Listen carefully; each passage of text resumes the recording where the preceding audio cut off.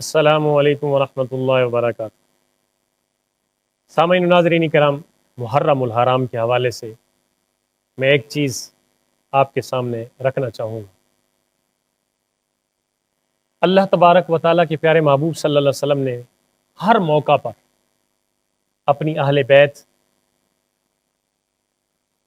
کا ذکر فرمایا اور اہل بیت کے ساتھ حسن سلوک کا ذکر فرمایا اور اہل بیت کے ساتھ کمال محبت کی اظہار کا ذکر فرمایا، قولاً بھی ذکر فرمایا، حکماً بھی ذکر فرمایا اور پھر کر کے بھی دکھایا۔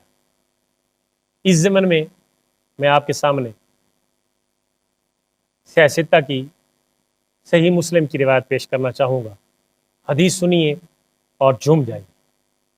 حضرت زید بن ارقم راوی ہیں، وہ فرماتے ہیں کہ اللہ کے پیارے محبوب صلی اللہ علیہ وسلم نے اپنی اہل بیت کے حوالے سے آپ نے ارشاد فرمایا کہ انی تارکن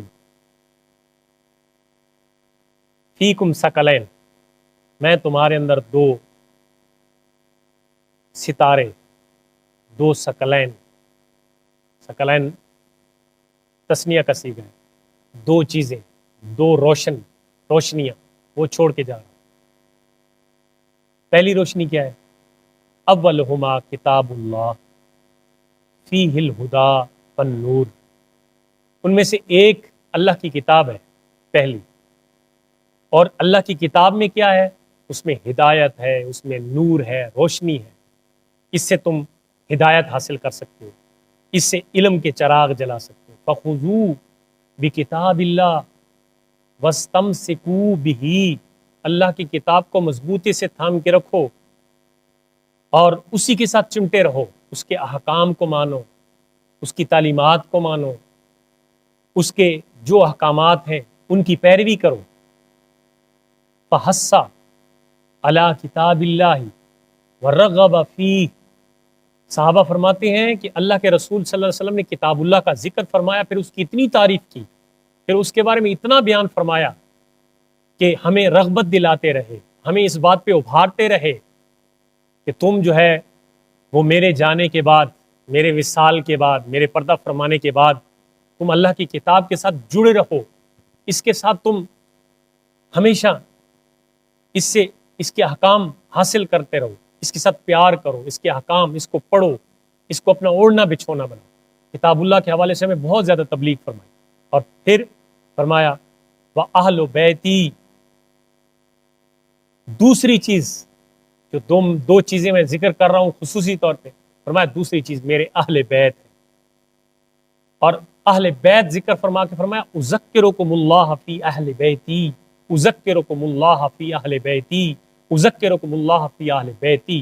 آپ نے 3 مرتبہ یہ الفاظ ارشاد فرمایا لوگوں میں تمہیں اپنے اہل بیت، اپنے گھر والوں کے حوالے سے اللہ کا خوف دلاتا ہوں کہ تم میری اہل بیت کے حوالے سے کسی شکوک شبہات میں، کسی ایسی چیز میں مبتلا نہ ہو جانا کہ جس سے تم میری اہل بیت پہ ظلم کرو، یا ان کے حوالے سے تمہارے ذہن میں کوئی وصف سے آئیں، جیسے آج کے دور میں کچھ لوگ یہ کہنے پہ مجبور ہو گئے، یا یہ کہہ رہے ہیں کہ نعوذ باللہ یہ 10 محرم الحرام کو تو 2 شہزادوں کی جنگ تھی، ایک شہزادہ جیت گیا اور ایک ہار گیا۔ میں نے کہا نہیں، خدا کے بندے، یہ شہزادوں کی جنگ کہاں تھی؟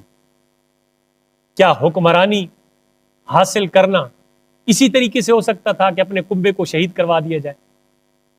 خدا کے بندے، یہ کوئی دفاع کا طریقہ نہیں ہے، بلکہ اللہ کے محبوب نے فرمایا کہ سنو میری امت، اگر تم میری اہل بیت کے حوالے سے اللہ سے خوف نہیں کرو گے تو پھر کل حوض کوثر پہ تم کس طرح میرا سامنا کرو گے۔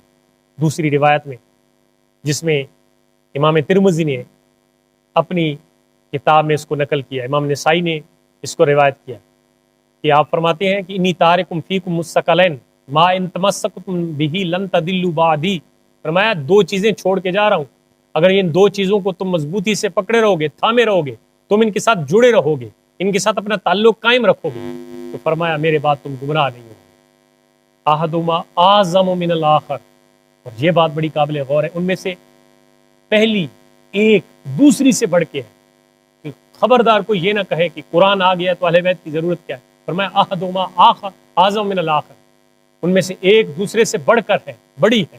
کیا ہے؟ فرمایا کتاب اللہ حبل ممدود من السماء الی الارض، فرمایا اللہ کی کتاب ہے، قرآن مجید ہے، اللہ کا کلام ہے جو آسمان سے زمین تک ایک رسی کی مانند ہے، اور آپ اس کو پکڑے ہو مضبوطی سے۔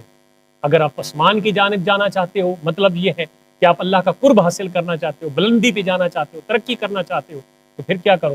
اللہ کے قرآن کو مضبوطی سے پکڑو، کتاب اللہ کے ساتھ اپنا تعلق جوڑو۔ اور فرمایا دوسرا وَإِطْرَتِي أَهْلُ بَيْتِي، اور دوسری چیز کیا ہے؟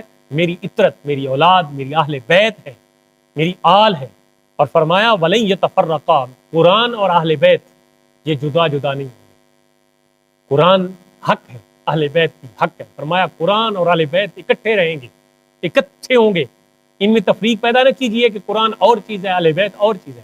فرمایا حتیٰ یرد علی الحوض، یہاں تک کہ حوض کوثر پہ قرآن بھی میرے پاس آ جائے گا، میری اہل بھی میرے پاس آ جائے گی، میری اہل بیت بھی میرے پاس ہوں گے۔ اور فرمایا فانظروا کیف تخلفونی فیہما، غور کرو کہ میرے بعد تم ان دونوں چیزوں میں کیا کرو گے، یعنی اہل بیت کے حوالے سے تم کیا کرو گے، قرآن کے حوالے، کتاب اللہ کے حوالے سے کیا کرو گے۔